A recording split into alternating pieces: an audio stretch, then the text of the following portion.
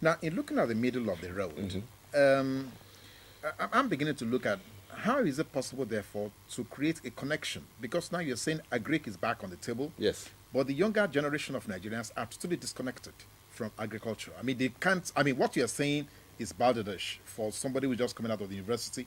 You wanted to go and carry a hoe and cudgel and go back to the. I mean, so in reality, that is. So how do we get to change that? Fortunately, since this new government came into agriculture, it has given a new impetus, a shot in the arm for agriculture. And I found myself in such a position because there is a body called CASIN, Community of Agricultural Stakeholders, and I'm the chairman of it. And this has now brought me to the limelight. CASIN, yes, the Community of Agricultural Stakeholders of Nigeria. Okay. CASIN, which it includes everybody from the man who is providing the seed to the woman who is selling it in the market. So all of us, that's the whole principle behind agribusiness, around the agricultural value chain. So rather can be on the same table. Absolutely. Now, it has exposed me to a number of things. For between September last year and now, I've had to go to departments of agriculture in 7 universities. I've given lectures in 7 universities in their departments.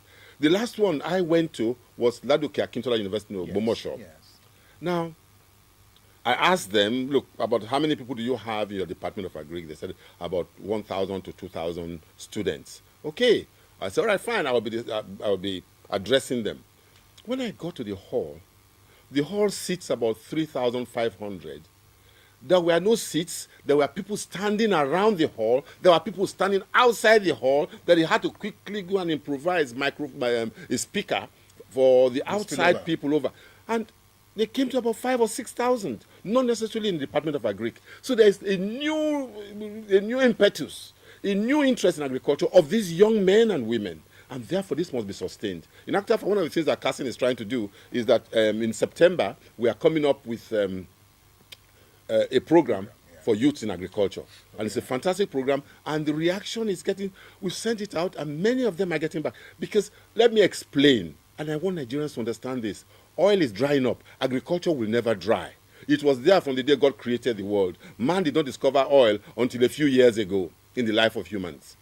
However, when we start agriculture, we shall discover that the richest Nigerians should come from that industry. There was a meeting that was held some time ago. The president called a meeting of people in agriculture and so on, and I was asked to speak in the State House. And I said, look, when I came in to Abuja this morning, that was before the Dana crash. I came in on Dana Airways, and there were 12 seats in the business class. And everybody in the business class was either a senator or a banker.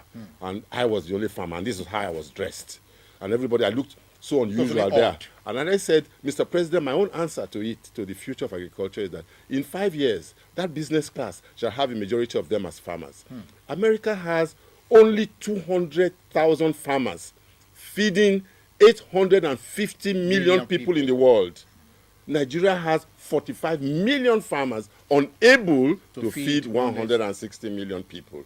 So we're now moving, and you see, the average American farmer, he leaves his air-conditioned home, goes to his air-conditioned car, drives his air-conditioned tractor, he does all his work, and then he owns a plane to take him back to wherever. That's right. It's not the oil people that run America, and they own banks, they own insurance companies, they own estates.